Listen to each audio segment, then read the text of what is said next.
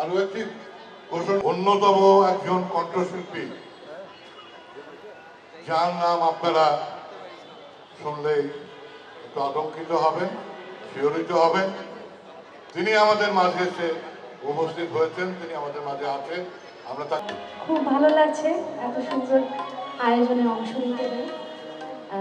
আমি গতবার এসেছি, এটা অন্যরকম একটা ভালো লাগা কাজ করে।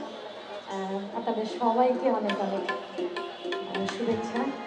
এবং বলে না যে বাঁশি বাঁশি এমন একটি যন্ত্র যা ভগবানের খুব প্রিয়। তাই বাঁশির একটি গান দিয়ে শুরু করি, লতা মঙ্গেশকরের গান।